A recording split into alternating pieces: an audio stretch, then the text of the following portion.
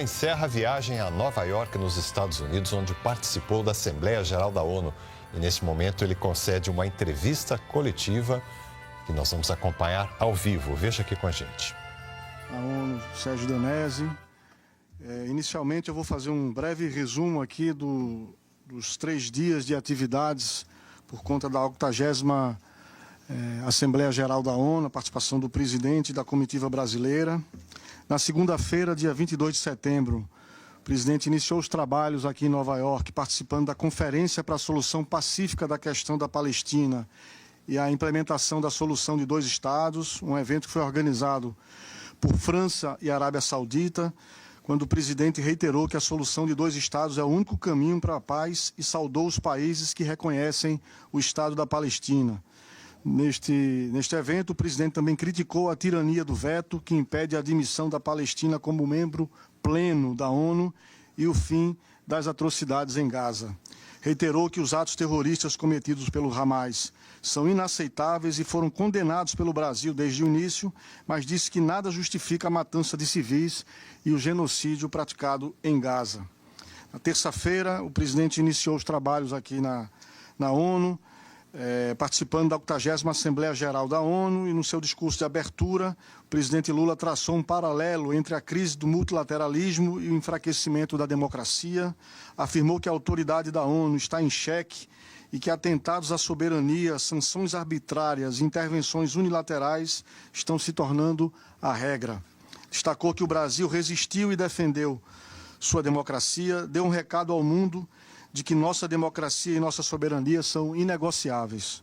Afirmou também que a pobreza é tão inimiga da democracia quanto o extremismo, por isso é importante reduzir as desigualdades e garantir direitos básicos. Destacou em seu discurso que é essencial reduzir gastos com as guerras, ampliar investimentos na inclusão social.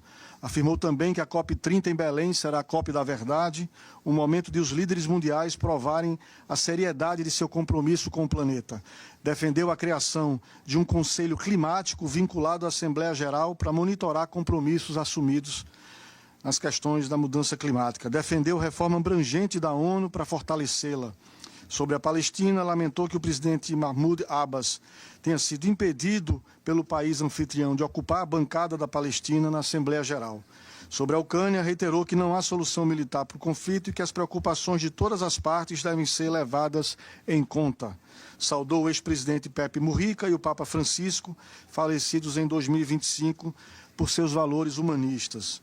O presidente também participou neste mesmo dia, na terça-feira, da reunião sobre o Fundo das Florestas Tropicais para Sempre, TFFF. O presidente Lula anunciou o investimento brasileiro de US$ 1 bilhão no fundo, que será lançado na COP de Belém. Com isso, o Brasil vai liderar pelo exemplo. Convidou todos os parceiros presentes a apresentarem contribuições igualmente ambiciosas ao fundo. A decisão de sediar a COP30 no coração da Amazônia veio da urgência de inserir a preservação das florestas no centro dos debates sobre clima, a partir da perspectiva do Sul Global. Hoje, dia 24 de setembro, o presidente participou em comitiva da 2ª reunião em defesa da democracia, combatendo extremismos, reunião que foi realizada hoje pela manhã. O presidente Lula destacou que só a democracia será capaz de reconstruir o multilateralismo, a harmonia entre os seres humanos e a civilidade na relação entre os Estados. Incentivou os democratas a trabalharem politicamente todos os dias para fortalecer a democracia. Tratou-se da continuação da iniciativa liderada por Brasil e Espanha à margem da Assembleia Geral da ONU de 2024. Nessa 2ª edição, participaram líderes e altas autoridades de 16 países, além da ONU, União Europeia e Conselho da Europa. 44 ganhadores do Prêmio Nobel entregaram carta aos líderes presentes em apoio à iniciativa em defesa da democracia. Agora há pouco, o presidente Lula, junto com a ministra Marina Silva e outros ministros, o embaixador também, Sérgio, também estava presente, participaram de evento especial de alto nível sobre ação climática. A menos de 50 dias para a COP30, é fundamental que os países apresentem suas contribuições nacionalmente determinadas, as chamadas NDCs, uma obrigação de todos os países, conforme deixou claro a Corte Internacional de Justiça. As NDCs são a lição de casa que precisamos fazer para a COP30. Por isso, o presidente Lula fez um apelo para que todos os países apresentem suas NDCs antes do início da COP30. Sem as NDCs, o planeta caminha no escuro em momento em que enfrentamos um negacionismo não apenas climático. O Brasil foi o segundo país a apresentar sua NDC com compromisso de reduzir as emissões de todos os gases do efeito estufa entre 59% e 67%, abrangendo todos os setores da economia. Nossa meta de zerar o desmatamento de 2030 contribuirá para concretizar esse objetivo.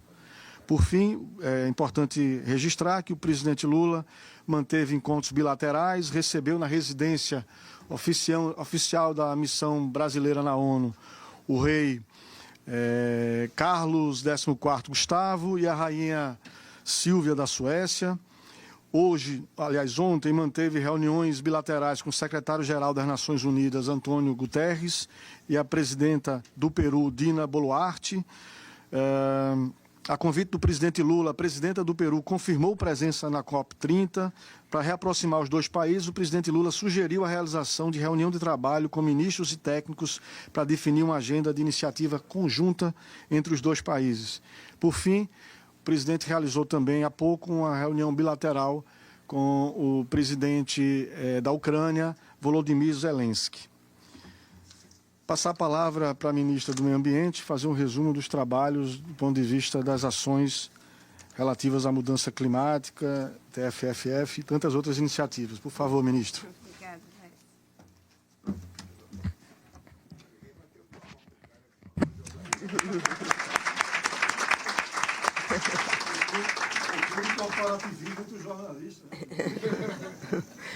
Boa tarde. Boa tarde a todos, a todas. Muito obrigada, presidente Lula, pela oportunidade de fazer aqui um breve relato sobre a agenda na área de meio ambiente e clima e cumprimentando a todos os colegas ministros e ministras, aqui na pessoa da nossa querida primeira-dama, Janja. Dizer que tivemos aqui uma ação muito proveitosa. Presidente Lula, além do seu discurso, onde a questão climática entrou com toda a potência que necessita, também teve aqui atos que foram realizados por iniciativa da sua liderança, como é o caso do Fundo Global Floresta Tropical para Sempre, que nós estamos trabalhando desde a COP28 em Dubai, que começou como um esforço bilateral, dialogando incansavelmente com vários países, tanto países desenvolvidos como países detentores de florestas tropicais. E nessas conversas bilaterais, o presidente Lula sempre fazia referência da necessidade de termos um mecanismo global para viabilizar recursos para pagamento para quem protege florestas. Geralmente se tem recurso para que as pessoas parem de desmatar. E aqueles que preservam não conseguem ser contemplados para mostrar que a floresta preservada ela é valiosa por várias razões. Pelos serviços ecossistêmicos que prestam, mas também em função dos ganhos que ela aporta para aqueles que a protegem. O Fundo Floresta Tropical para Sempre, por convocação do presidente Lula, teve uma cúpula de alto nível, onde tivemos a participação de 23 países, 14 países detentores de floresta tropical e 9 países que são possíveis doadores, já com uma sinalização forte de Alemanha, Noruega, Reino Unido e em conversações também com países do sul global. O presidente Lula, como vocês acompanharam, fez um anúncio potente de que o Brasil, mesmo sendo um país em desenvolvimento, está aportando ao fundo US$1 bilhão e agora com a expectativa de que outros países do norte desenvolvido e do sul global possam fazer o mesmo gesto. Com isso, nós estaremos criando uma ferramenta que não é doação, que opera com os mecanismos de mercado para viabilizar algo em torno de 125 bilhões de dólares, com rendimentos de 4 bilhões de dólares por ano para pagamento por hectare de floresta protegida. Também tivemos a entrega dos relatórios do Balanço Ético Global, uma das iniciativas da COP30, dos 4 círculos. Nós temos o Círculo dos Povos, ministra Soninha Guajajara, o Círculo dos Ministros de Finanças, Fernando Haddad, dos ex-presidentes de COP, e o Círculo do Balanço Ético Global, que é liderado pelo próprio presidente Lula e o secretário-geral, com a coordenação executiva do Ministério do Meio Ambiente. Foram 6 balanços nos vários continentes, na Ásia, na África, América do Norte, América do Sul e Caribe e Central e Oceania. Quem coliderou esses esforços foram, na Europa, a nossa querida Mary Robinson, na África, Vangira Maathai, na América do Norte, Karen Agor, e no nosso continente, nossa querida presidente Bachelet, e tivemos também o Prêmio Nobel da Paz na Ásia, que faz um trabalho incrível com crianças na Índia, o nome dele é Kailash, e na Oceania, Anote Tong, ex-presidente das Ilhas Kiribati. E estamos já com o balanço concluído e todos esses entregaram o relatório executivo, sendo que os 2 homens, infelizmente, não puderam vir, mas as 4 mulheres a que me referi entregaram o relatório executivo para o presidente, mostrando que é possível fazer uma avaliação da questão climática pelo ponto de vista da ética, com a participação de cientistas, filósofos, mulheres, indígenas, juventudes, todos os segmentos da sociedade. E esse balanço ético agora ele virou um processo autogestionado que vai ter continuidade, mas o relatório já está na mão do presidente. E, por último, a cúpula de alto nível de ambição climática, coordenada pelo presidente e o secretário-geral, com os resultados que vocês estão vendo. Todos os chefes de Estado se comprometendo em TNDCs que sejam ambiciosas e comprometidas com o enfrentamento da mudança do clima, sobretudo para que possamos chegar na COP30 com o desafio de implementar as decisões que nós já tomamos ao longo desses 33 anos. O embaixador Corrêa do Lago, que preside a COP, está dirigindo os trabalhos lá na cúpula de alto nível e eu fiquei com a incumbência de dar esse informe altamente promissor para a agenda climática, para a agenda ambiental e para um novo ciclo de prosperidade, com democracia, combate às desigualdades e sustentabilidade. Muito obrigada.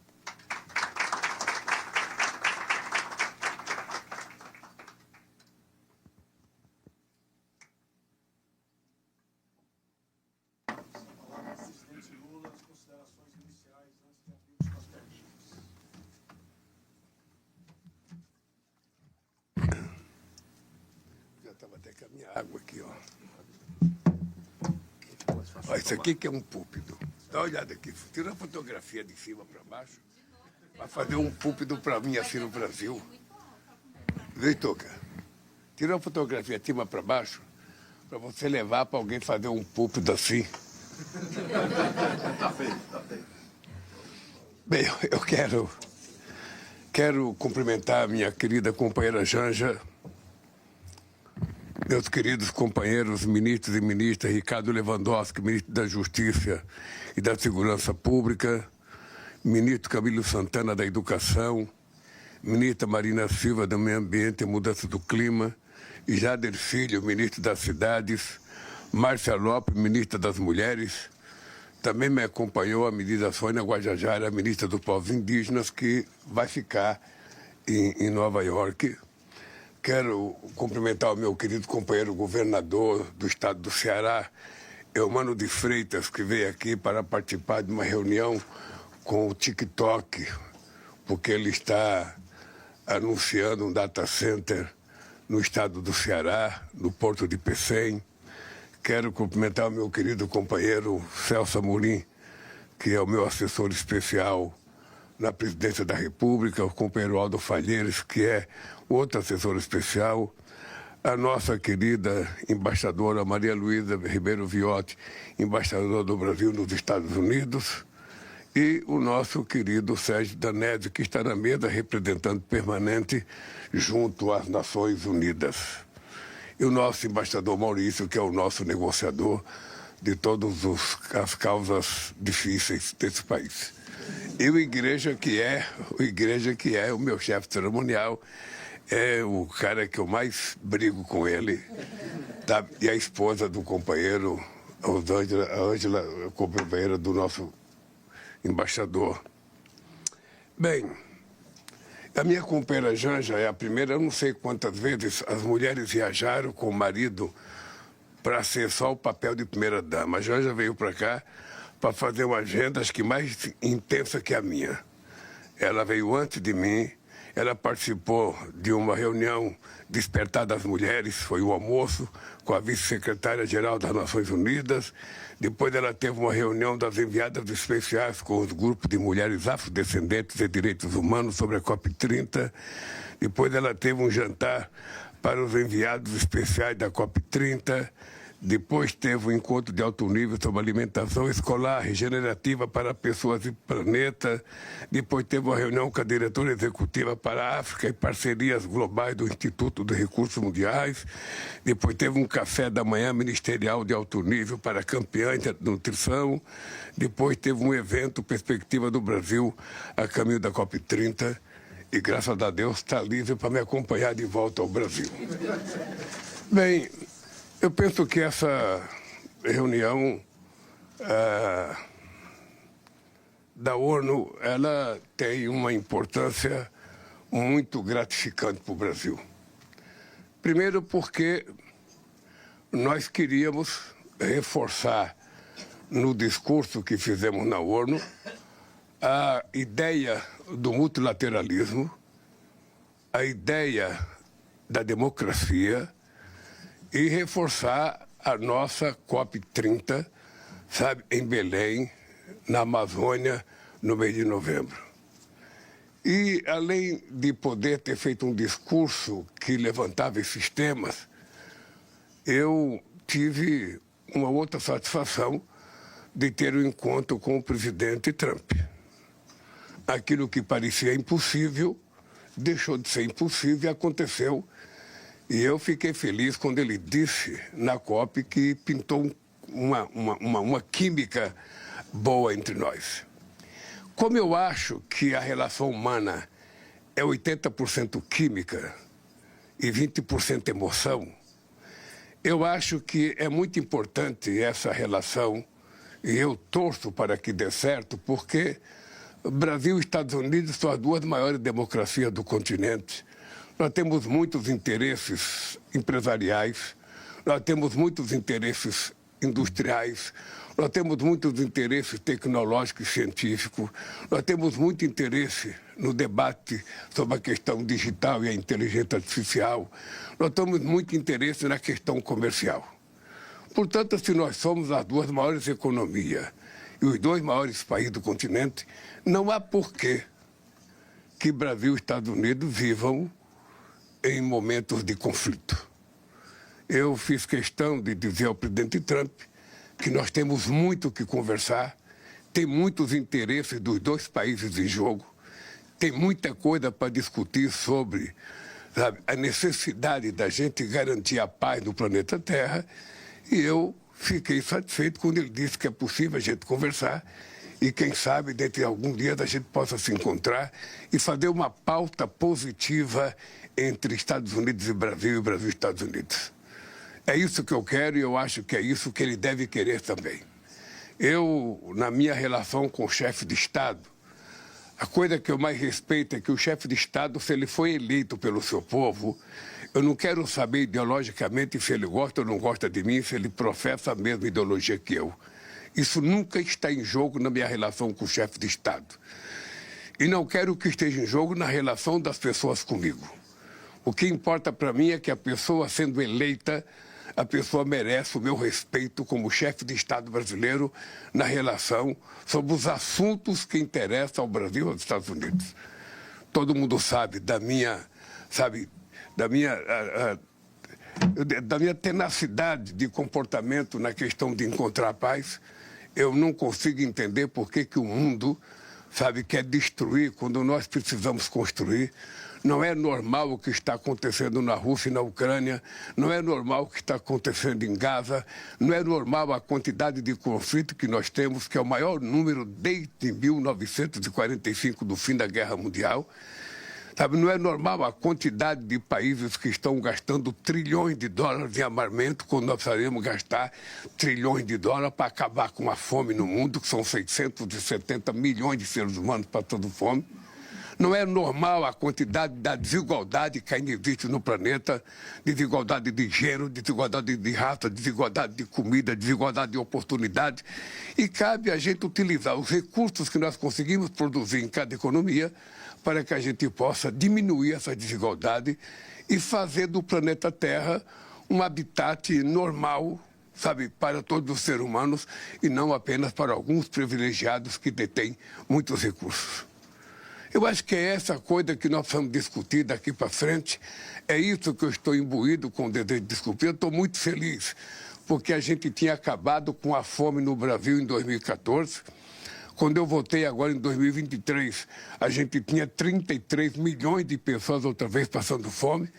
E nós acabamos com a fome outra vez em 2 anos e meio. E essa coisa é uma demonstração que se todos os governantes do mundo colocarem o pobre dentro do orçamento, a gente acaba com a pobreza muito rapidamente. Porque além de 670 milhões de pessoas passando fome,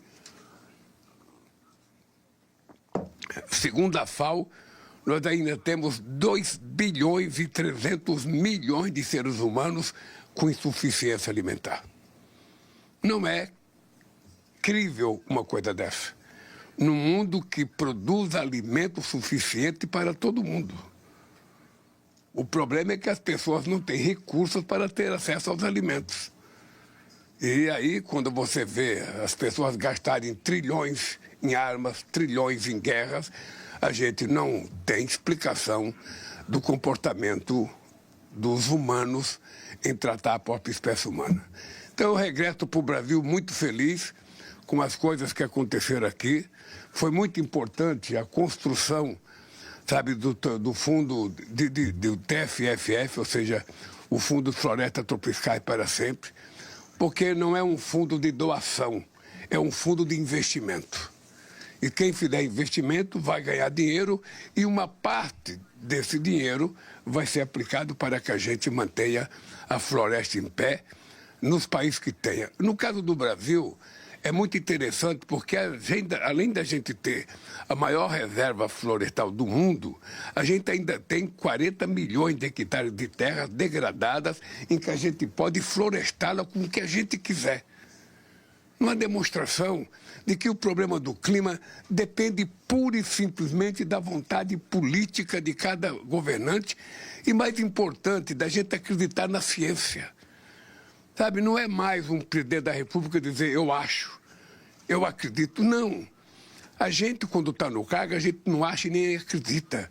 A gente assiste aquilo que fala a ciência e a gente cumpre, da melhor forma possível as coisas para a gente resolver esse problema. E já está provado que nós temos condições de manter a temperatura do planeta abaixo de 1,5 graus. Já está provado. É só vontade. É só vontade. E, ao mesmo tempo, nós temos que utilizar os combustíveis fósseis, mas tendo ele como a expectativa de que a gente vai ter que utilizar esse dinheiro para ir investindo, no fim do combustível fóssil, para que a gente possa fazer a transição energética mais competitiva e que seja resolutiva para dar garantia energética à humanidade. Eu acho que isso vai acontecer em Belém. Eu tenho dito que em Belém a gente vai fazer a COP da verdade. Porque se a gente não fizer a COP da verdade, a humanidade vai perder a crença nessas reuniões de chefes de Estado. então tem G7, então tem G20, então tem BRICS, então tem COP, então tem um monte de coisa, se discute muita coisa e não se aplica as coisas que se discutiram. Então não está por que a humanidade continuar acreditando. Então essa COP, eu tenho dito que será a COP da verdade, porque nós vamos ter que colocar alguns cientistas para falarem aos chefes de Estado. É muito importante que o presidente Lula, eu convidei o presidente Trump para ir na COP. Se ele estiver lá, é muito importante que ele, é muito importante que o presidente Macron, é muito importante que o primeiro-ministro Modi, é muito importante que todos que compareçam lá ouçam os cientistas dizerem o que está acontecendo no mundo, para facilitar a nossa tomada de decisões. Todos vocês sabem que eu também defendo uma governança mundial mais forte. É por isso que nós temos brigado há muito tempo para que a ONU seja reformulada desde o seu estatuto até a sua composição, com todos os membros, permanentes ou não, porque ela está mal representada. A fotografia de 2025 do mundo não é mais da fotografia de 45. Os países evoluíram, a humanidade evoluiu. Então é preciso ter mais países, é preciso acabar com o direito de veto na ONU, acabar com o direito de veto, e é preciso que, sobretudo na questão do clima, quando a gente tomar posição, que tiver uma votação, é preciso que todos cumpram. Aí sim, se um país não cumprir uma decisão que prejudica o planeta, ele merece ser punido, não de forma unilateral, ser punido pelo conjunto dos países e pelo conjunto da humanidade. Agora, isso tem que ser discutido. Isso precisa ser discutido. A ONU não é dos membros fixos que ficaram membros fixos quando ela foi construída. A ONU é da humanidade, então é preciso que a gente reformule a ONU para que ela tenha força de evitar guerras como em Gaza, de evitar guerras como a Ucrânia, de evitar a quantidade de conflitos espalhados pelo mundo hoje e, ao mesmo tempo, a gente tomar decisão para resolver a questão do clima, que pode levar o ser humano a se transformar no primeiro animal vivo capaz de destruir o seu habitat natural. É uma coisa fantástica, porque dizem que nós somos o único animal inteligente.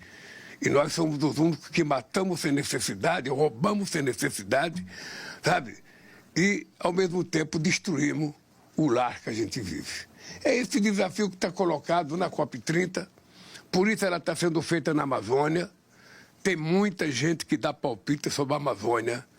Tem muita gente que fala da Amazônia sem conhecer a Amazônia.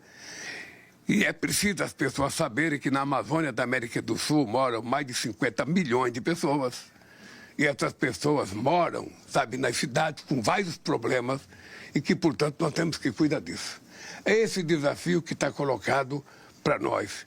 É esse desafio que nós viemos colocar aqui no debate que nós fizemos sobre tanto o Fundo de Florestas Tropicais para Sempre, quanto na discussão das ANDCs. A reunião não terminou ainda, mas eu acho que os países estão apresentando NDCs bastante vigorosas e razoáveis.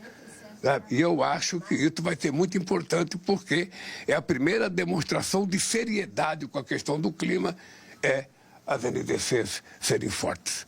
O Brasil apresentou de 59% a 67%, é uma proposta forte do Brasil, e a gente apresentou em todas as áreas econômicas, e a gente ainda vai cumprir um compromisso nosso, não é um compromisso com ninguém, é um compromisso de nós com nós mesmos, sabe? Eu diria, no linguajar caipira, de nós conosco, sabe? Nós assumimos o compromisso de até 2030 a gente chegar ao desmatamento zero na Amazônia. E, portanto, como ninguém pediu para a gente propor e a gente propôs, nós temos responsabilidade de cumprir. Bem, então eu volto agora para o Brasil, satisfeito com a nossa reunião, otimista com a possibilidade de Brasil e Estados Unidos fazer uma reunião, sabe, o mais rápido possível e acabar com o mal-estar que existe hoje na relação Brasil-Estados Unidos. É isso que eu queria falar para vocês e deixar um pouco para vocês fazerem pergunta, porque se eu for falar tudo, depois não precisava responder pergunta ou ir embora. Mas eu vou deixar vocês fazerem alguns questionamentos, porque é justo, nessa liberdade de imprensa que tanto nós defendemos, que a imprensa possa fazer as perguntas sem veto. Sem veto.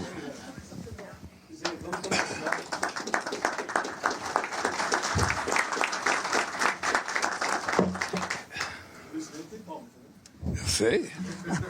Mr. President, thank you very much on behalf of the United Nations Correspondents Association Não tem tradução aqui. for doing Presidente, está ouvindo agora? Está ouvindo agora, presidente? Você estava dormindo, Sérgio? Não estava não, presidente. Pede para começar de novo, por favor. I'll É start problema de over. O microfone. meu intérprete está pedindo para você começar de novo. Right. Mr. Senhor President, presidente, thank you very muito much obrigado on behalf em of nome the United Nations dos Correspondents correspondentes Association e associações de jornalistas das Nações Unidas por fazer isso. Meu nome é Edith Ledford. Eu sou da Associated Press, AP. O presidente Trump falou sobre os seus sentimentos sobre a química quando ele encontrou. Você também, presidente, sentiu aquela química? E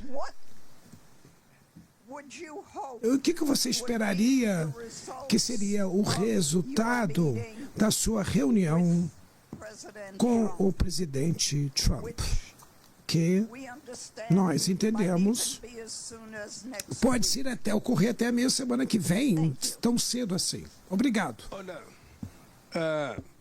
o povo brasileiro tem muita expectativa numa boa relação entre Estados Unidos e Brasil. E eu acho que o povo americano também tem. É importante, Dito, você ter conhecimento. Eu tenho uma relação muito antiga e muito forte com o movimento sindical americano, há muitos anos.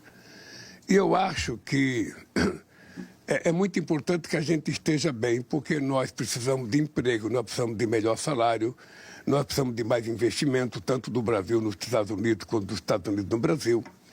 E o que eu espero? Eu espero que numa conversa entre dois chefes de Estado, nós coloquemos na mesa quais são os nossos problemas, quais são as nossas diferenças e começamos a tomar decisões.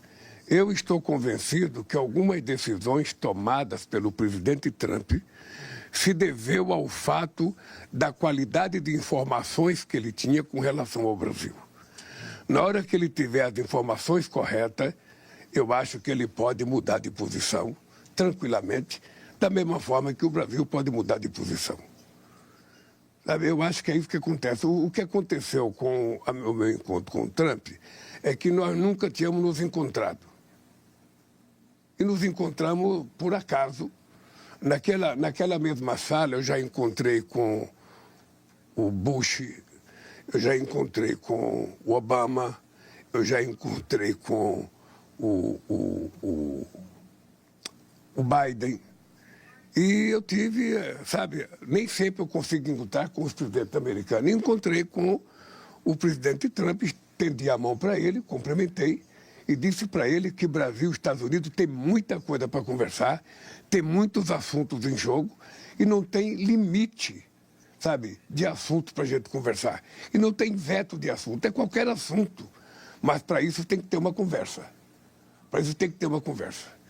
Eu tenho muitas coisas para conversar, eu tenho certeza que ele tem muitas coisas para conversar, e eu acho que entre dois chefes de Estado, de dois países importantes como Brasil e Estados Unidos, precisam conversar com base em dados verdadeiros, em coisas verdadeiras. Sabe? E eu acho que ele está mal informado com relação ao Brasil, e possivelmente isso tenha levado ele a tomar algumas decisões que não são aceitáveis na relação de dois países que têm relação diplomática há mais de 200 anos. Então, na hora que a gente tiver o encontro, eu acho que tudo isso ficará resolvido. E o Brasil e os Estados Unidos voltarão a viver em harmonia e quimicamente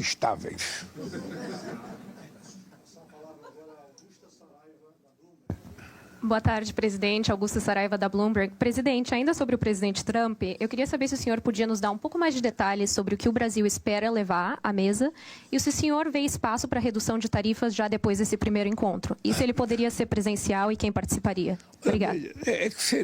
Seria precipitado da minha parte dizer o que eu vou negociar antes de começar a negociar. Aí seria você vetar até possibilidade de conversa. Veja, nós temos que sentar, colocar na mesa todos os problemas que ele tem com relação ao Brasil, o problema que eu tenho com relação aos Estados Unidos, e a partir daí a gente começa a discutir. Veja, o que não é discutível é a soberania brasileira. E a nossa democracia, isso não é discutível. Nem com o presidente Trump, nem com nenhum presidente do mundo. Isso é uma soberania brasileira que a gente não abre mão. Eu acho que ele tem informações equivocadas sobre o Brasil. E eu quero colocar para ele claramente, sabe, de acordo com os interesses dele querer saber, eu vou falar o que está acontecendo no Brasil. Eu posso dizer para você que, do ponto de vista dos interesses do povo brasileiro, do povo comum e do empresariado e do povo da classe política, é que haja uma conversa entre nós. Há muito desejo. Há muito investimento em jogo. Nós temos um fluxo comercial, sabe, muito importante. Então, eu não sei quem foi que disse para o presidente Trump que ele tinha um déficit comercial com o Brasil. Sabe, ele teve um superávit em 15 anos de 410 bilhões de dólares. Então, como eu não sei quem é que deu informação para ele, eu espero que, sentado numa mesa, eu, ele, os assessores dele, meus assessores, a gente possa restabelecer a harmonia necessária que tem que ter entre Brasil e Estados Unidos. Quando tiver eleição nos Estados Unidos, eu não me meto, e quando tiver eleições no Brasil, ele não se mete. É assim que a gente faz. A gente acata o resultado da soberania do povo nas urnas de cada país. E poderá ser presencial? Poderá ser presencial? Por mim, pode ser. Aí nós temos que discutir como é que é a reunião. Como a gente não vai discutir nenhum segredo de Estado, não tem nada, sabe? Para mim, pode ser público. Vou passar para a próxima pergunta do Ibtsan Azen, da Arabic Newspaper. Thank you. Hi, my name is Ibtissam Azem, Olá. Arabi Al Jadid newspaper. Presidente, eu sou de um jornal árabe, mas eu queria começar seguindo um pouco essa conferência de solução de 2 estados, onde você acredita que essa conferência veio muito tarde e pouco foi feito. E o que nós podemos fazer para impedir a continuação do genocídio imediatamente em Gaza? E o papel do Sul Global. Nós sabemos que os países continuam a dar, muitos países continuam a dar armas para essa guerra. O que você quer que aconteça ali? Que tipo de entregas podemos fazer com relação a Gaza, presidente? Olha, eu penso que o mundo inteiro já está tomado, sabe, da percepção de que você não tem uma guerra em Gaza, você tem um genocídio de um exército fortemente preparado contra um povo indefeso, sobretudo mulheres e crianças. Ora, eu até ontem no meu discurso, eu avoquei, sabe, o povo judeu que tem lutado também contra o Netanyahu. Tem muita gente dentro de Israel que não concorda com o massacre que está acontecendo. Tem muita gente fazendo protesto de que é preciso parar com esse genocídio. E esse genocídio está acontecendo porque quem pode parar não tomou atitude de parar. O Conselho de Segurança da ONU poderia ter tomado uma atitude mais forte. Poderia ter tomado uma atitude. A mesma ONU que teve força para criar o Estado de Israel, ela precisa ter força para criar o Estado palestino. O Brasil, desde 2010, já votou a favor da criação do Estado palestino. Porque para nós é a única solução é a existência de 2 estados vivendo harmonicamente e sem nenhum problema. O que não é possível é que você demarcou umas terras em 1967 e que isso não está sendo cumprido. Então, nós não podemos assistir o povo genocídio, o povo palestino ser exterminado. E aí também a irresponsabilidade do Hamas, que nós já condenamos o atentado contra o povo de Israel, e o Hamas não pode ter feito o que fez e depois deixar o povo se matar, ser assassinado como está sendo. Por isso é que eu acho que a decisão de ontem foi importante. Ela foi tardia, mas ela aconteceu. E a partir de agora eu acho que outras coisas vão acontecer até a gente poder ver o povo palestino construir o seu Estado e viver em paz com o povo judeu. But just a quick follow-up. Só uma Que atitudes práticas podem ser tomadas agora, presidente? Porque apesar de todo o reconhecimento dos Estados-membros, do genocídio, dos assentamentos, isso está acontecendo há 2 anos. Portanto, precisa haver passos concretos. O que você acha que precisa ser feito, presidente? Isso não está acontecendo há 2 anos, isso está acontecendo há várias décadas. Há várias décadas que Israel ocupa a terra que foi demarcada para os palestinos. Há várias décadas. Então, eu acho que a partir da decisão de ontem, com mais de 150 países membros, a ONU tem agora documento, tem uma decisão coletiva da sua maioria para tentar chamar de Israel à responsabilidade. Eu acho que o Conselho de Segurança da ONU, a partir de ontem, tem inclusive que ter aos membros permanentes, sabe, a responsabilidade de não ter mais veto. Tomar uma decisão unânime entre todos eles e fazer com que o Estado de Israel respeite essa decisão. É isso que nós queremos. E eu acho que é isso que precisa acontecer. Da parte do Brasil, a gente vai cobrar a ONU para ela executar a decisão que foi tirada ontem. É isso. Obrigada. Presidente, caso esse encontro com Trump aconteça, eu queria perguntar se o senhor teme sofrer algum tipo de constrangimento, como aconteceu com Zelensky e com Ramaphosa, e se o senhor pretende pedir para que as sanções contra Moraes e outros ministros sejam revogadas. Veja, aqui você está querendo que eu diga o que vai acontecer na reunião. Deixa eu dizer uma coisa para vocês. O Trump faz 80 anos em junho do ano que vem. Eu faço 80 anos em outubro deste ano. Portanto, eu sou mais velho do que ele. E somos 2 homens de 80 anos. Não há por que ter brincadeira numa relação entre 2 homens de 80 anos de idade. Eu vou tratá-lo com o respeito que merece o presidente dos Estados Unidos e ele certamente vai me tratar com o respeito que merece o presidente da República Federativa do Brasil. É assim que vai acontecer a reunião. 2 homens, sabe, com 80 anos, 2 homens que se sentem muito jovens. Ele ontem falou que se não fosse o preparo físico dele, ele teria caído da escada rolante. E eu todo dia me preparo fisicamente. Eu digo todo dia, eu vou fazer 80 anos, mas estou com a saúde e a força física de 30. Tá? Então, eu acho que nós vamos conversar como 2 seres humanos civilizados. Não existe espaço para brincadeira. O que existe é espaço e necessidade de conversar seriamente sobre os conflitos. E, obviamente, que eu vou colocar na mesa os problemas da ótica do Brasil e ele vai colocar da ótica dos Estados Unidos. Uma conversa começa assim. Depois, nessa conversa, vamos ver o que vai acontecer. Eu estou muito otimista porque eu acredito muito na relação humana. Eu não sei quantos políticos no mundo acreditam na relação humana como eu acredito. Eu acho que tudo pode ser resolvido quando 2 pessoas conversam. Eu acredito muito no poder de convencimento das palavras. E como eu sou muito verdadeiro, sabe? Eu quero que ele saiba do Brasil aquilo que é verdadeiramente do Brasil. E eu quero que ele me diga quais são as informações que ele recebeu do Brasil. Eu quero saber qual é o problema com relação ao Brasil. Sabe, se o Trump está preocupado com o trabalho do povo americano, é um direito dele. E é justo que ele esteja preocupado. Se ele acha que é preciso taxar um ou outro produto porque é preciso evitar, sabe, muitos produtos estrangeiros nos Estados Unidos, é um direito dele. Eu, de vez em quando, faço isso no Brasil.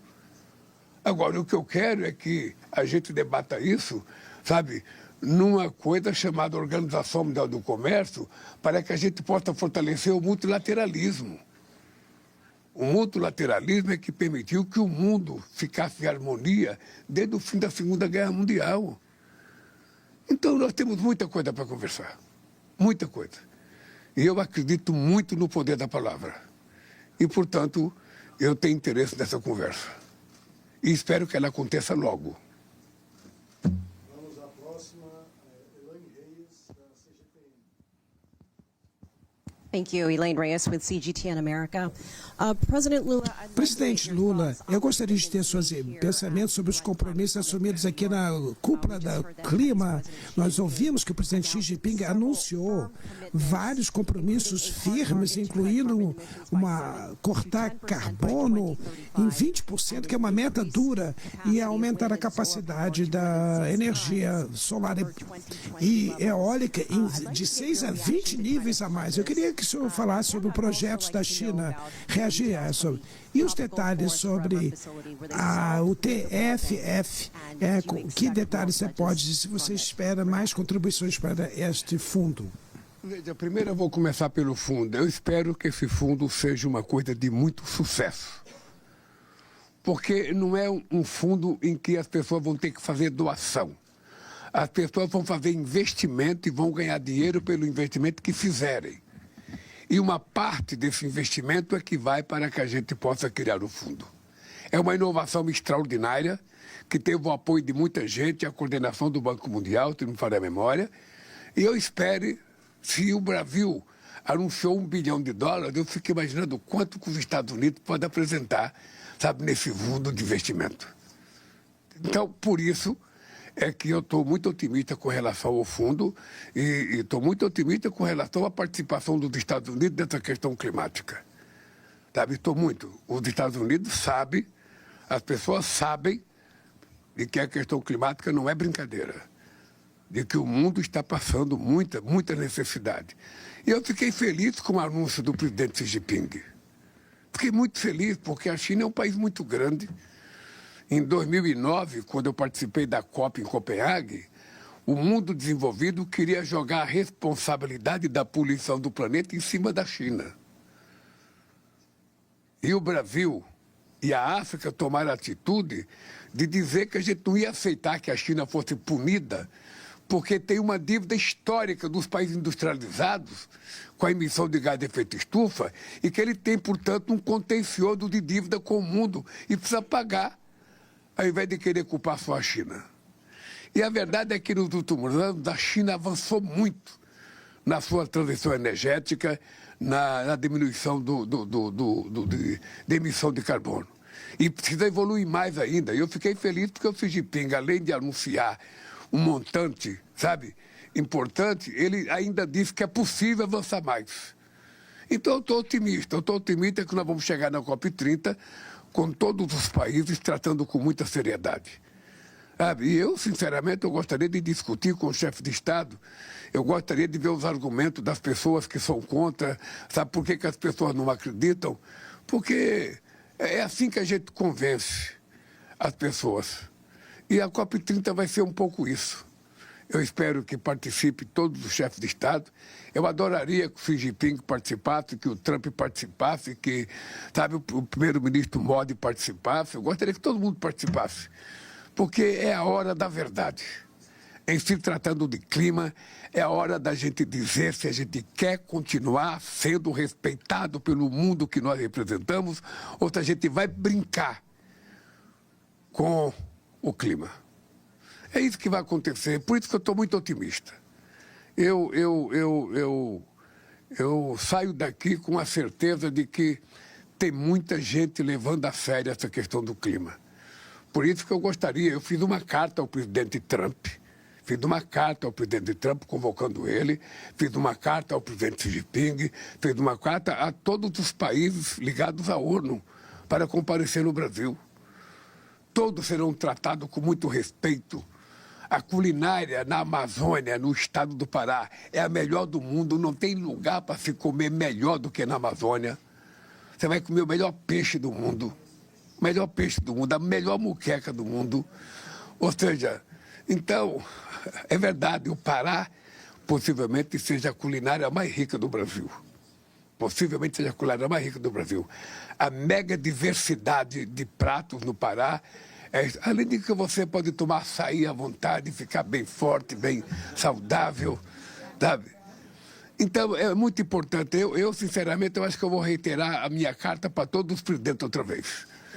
Sabe? Porque eu acho que é tão importante essa COP, é tão importante que eu acho que os BRICS inteiros deveriam participar, o G20 inteiro deveria participar, o G7 inteiro deveria participar, sabe?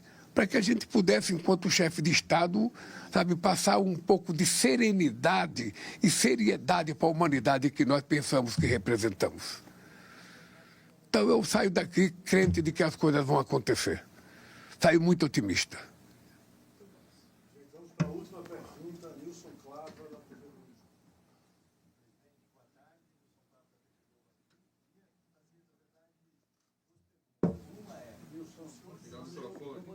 Fala um pouquinho mais alto, querido.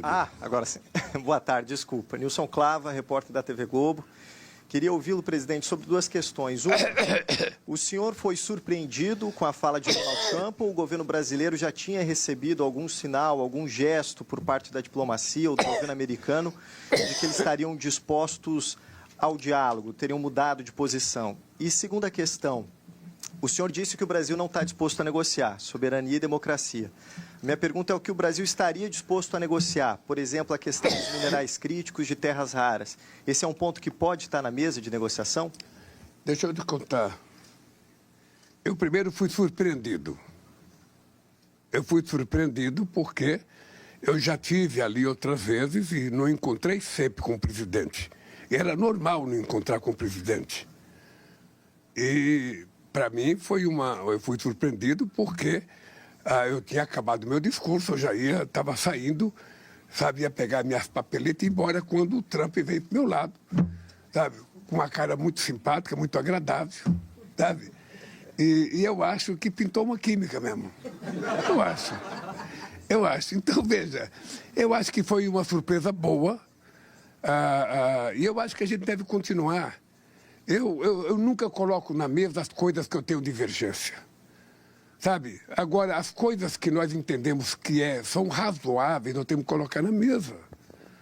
Sabe? Quando eu digo a questão da democracia brasileira e a questão da soberania inegociável, como é inegociável em qualquer país do mundo. Nós temos uma Suprema Corte que tomou uma decisão num processo que foi muito minucioso. Todo mundo teve direito a tudo que era necessário para se defender. E as pessoas estão sendo acusadas não porque são essas pessoas, mas porque cometeram um delito, cometeram um crime. E eu acho que o presidente Trump tem que compreender isso. Isso não está em jogo. O que está em jogo? Sabe, nós temos o seguinte, nós discutimos com o mundo inteiro as nossas terras raras. Nós queremos discutir com o mundo inteiro os nossos minerais críticos. Nós queremos que empresas que quiserem explorar vão para o Brasil explorar. O que a gente não quer é permitir que aconteça como aconteceu até agora com os minérios. A gente é só exportador, e não faz o processo de industrialização dentro do Brasil.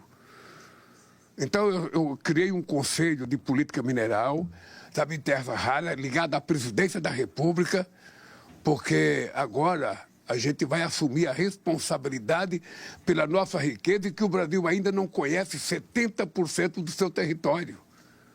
E nós temos muita coisa. Eu tenho lido muito sobre terra rara, tenho lido muito sobre minerais críticos, sabe? Estou estudando que é para ninguém me enganar. Estou estudando, ninguém vai me enganar mais, cara. Então, o que eu quero é o seguinte, o Brasil também não quer ser isolado do mundo, não. Sabe, se a gente estabelecer acordo com empresas que queiram fazer o processo de transformação no Brasil, sabe, será bem-vindo qualquer parceiro de qualquer parte do mundo. Então, isso tudo, eu disse ao presidente Trump o seguinte, não tem limite da nossa conversa. Vamos colocar na mesa tudo que acha que deva conversar. Eu sou um cidadão sem preconceito, sabe? E sou um homem muito, muito disposto. Eu comecei a minha vida negociando. Eu sempre negociei. Perdi e ganhei. No caso do Brasil, a gente não tem que perder, a gente tem que ganhar e também os outros têm que ganhar, porque tem que ser um acordo de ganha-ganha. Essa é a minha disposição. E eu espero que seja a disposição dos Estados Unidos também, porque isso será bom. Será bom para a nossa economia, para a nossa indústria, para o nosso comércio, para a nossa agricultura e para a relação das duas democracias mais importantes, sabe, da América. Presidente, rapidamente, só representando os colegas, que eles também tinham uma dúvida que eu acho importante da gente colocar aqui antes de terminar. Primeiro, o senhor está disposto, então, a semana que vem, talvez, voltar para os Estados Unidos para esse encontro presencial? E, segundo, não deixar de comentar o encontro com Zelensky também. O senhor falou sobre a guerra na Ucrânia, teve com Zelensky, como foi essa conversa? Então, deixa eu lhe falar, se eu criar em vocês uma expectativa de que eu estarei voltando daqui a semana que vem e não acontecer, vocês vão ficar frustrados. Então, eu prefiro, regressando ao Brasil, colocar o meu pessoal para trabalhar com o pessoal do Trump e ver quando é que a gente marca isso. Sabe, isso não tem pressa, não precisa ser ontem, ou melhor, amanhã ou depois da manhã. Vai ser quando ele achar que deva conversar, vamos conversar. É como eu disse, eu estou disposto a conversar. Tá? Com relação ao Zelensky, eu achei muito importante a conversa com o Zelensky. Veja, porque eu acho que essa guerra, ela começou, sabe, com dois países achando que um ia ganhar do outro rapidamente. Eu acho que o Putin achou que ia ganhar a guerra, sabe, rapidinho, e acho que o Zelensky pensou que a ajuda europeia e americana ia permitir que ele ganhasse rapidinho. Não aconteceu nenhuma das duas coisas. Então, já faz 3 anos. Então, eu acho que as pessoas já sabem o limite de negociação. Ninguém tem coragem de falar ainda, mas acho que todos eles já têm o limite de negociação. Eu tinha feito uma proposta baseada no documento assinado pelo Brasil e pela China, na criação de grupos de amigos, que o secretário-geral das Nações Unidas devesse juntar um grupo de países que quisesse construir a paz, que fosse a Moscou conversar com o Putin, que fosse a Kiev conversar com o Zelensky e construísse uma proposta para fazê-la publicamente. Sabe? O secretário-geral da ONU me disse que não tinha autorização para fazer isso. Mas essa proposta continua em pé e eu falei para o Zelensky hoje. Sabe? Eu hoje senti o Zelensky com muito mais vontade de conversar do que em outras reuniões. Que eu acho que é a mesma coisa do Putin. O que eu acho é que possivelmente os dois ainda não estejam preparados para dizer, sabe, o que eu abro mão, o que eu não abro mão. Por isso que era importante que a ONU assumisse um papel relevante. Eu, na verdade, o que eu gostaria era que a ONU voltasse a ter protagonismo e ela fosse o porta-voz de todos os países filiados à ONU nessa negociação. A mesma coisa vale para Gaza. Tá? Se você não tiver um interlocutor, sabe, as coisas não funcionam. Então, o que eu disse para o Zelensky é que eu vou me esforçar, conversar com quem eu puder conversar, para ver se a gente consegue. Inclusive, vou conversar com o Trump sobre a questão da guerra. Eu sei que ele é amigo do Putin, eu também sou amigo do Putin. Então, se um amigo pode muita coisa, 2 amigos podem muito mais. Quem sabe a nossa química pode ser levada para o Putin e para o Zelensky, quem sabe a gente construa aquela saída que parece inesperada. Eu acho que pode ter surpresa no mundo. Então é isso, eu estou muito otimista que as coisas podem começar a mudar. Eu, naquilo que eu puder ajudar, eu disse ao presidente Zelensky que eu vou tentar ajudar. Se eu preciso conversar com qualquer pessoa, eu vou conversar. É importante lembrar que eu fui a Moscou, sabe? Eu estava em Pequim, fui a Moscou conversar com o Putin para que ele fosse a Istambul, sabe? Para conversar. Ele não foi, sabe? Mas eu acho que em algum momento ele vai ter que sentar, porque essa guerra, eu acho que já cansou todos nós, e já cansou a Rússia, e já cansou a Ucrânia. Presidente, a PEC da blindagem, hoje o presidente está vendo e arquivou a PEC da blindagem. Acho que esse é a PEC da blindagem. Hoje o presidente arquivou a PEC da blindagem. Na avaliação do senhor, esse é um caminho que eu acho que ela pode ser desenterrada? Ó, se você não fosse mineira, eu não ia responder essa pergunta. Porque eu não gosto de responder fora do Brasil as coisas sobre o Brasil. Mas era previsível que isso ia acontecer. Era previsível. O que eu acho equívoco, histórico, foi colocar aquela PEC em votação. Desnecessária, provocativa e passou um sinal péssimo para a sociedade brasileira. Ora, o único jeito das pessoas serem protegidas é as pessoas não fazerem coisa errada. Você não pode querer uma proteção que a sociedade não tem.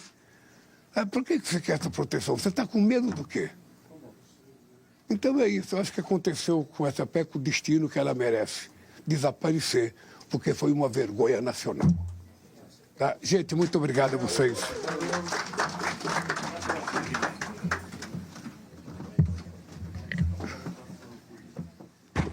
Isso aqui de quem que é? Do Sérgio? Tá aí, você acompanhou a coletiva de imprensa do presidente Lula, que neste momento encerra a viagem a Nova York, onde participou da Assembleia Geral da ONU, além de uma série de agendas paralelas. A imprensa, Lula destacou os principais temas tratados tanto na Assembleia Geral da ONU quanto nesses eventos de que ele participou nesses dias, com destaque para a solução defendida pelo Brasil, uma solução de 2 estados para o conflito no Oriente Médio, com a garantia do direito à Palestina de se constituir como um Estado livre e independente. Outros temas que Lula trouxe para esse resumo apresentado à imprensa foram as defesas que o Brasil fez de questões importantes como o multilateralismo, como a democracia e também a soberania das nações. Sobre a questão climática, Lula falou aos jornalistas e que conclamou os outros países a assumirem metas ambiciosas para a redução das emissões de gases de efeito estufa, as conhecidas contribuições nacionalmente determinadas, dando como exemplo a do Brasil, que foi realmente revista para ser uma contribuição mais efetiva mesmo no combate às mudanças climáticas. E afirmou que a COP30 é o momento, é a oportunidade para que todos os países assumam esse compromisso. Lula chamou a COP30 de a COP da verdade e reafirmou a liderança que o Brasil quer exercer pelo exemplo nessa área, citando inclusive a destinação de $1 bilhão que o Brasil deve fazer ao Fundo Florestas Tropicais para sempre nesse contexto da COP30. É isso, o presidente Lula embarca daqui a pouquinho de volta ao Brasil. E você continue aqui no canal Gov, siga as nossas redes sociais ou acesse a nossa agência de notícias. Uma ótima tarde para você e até a próxima. Tchau!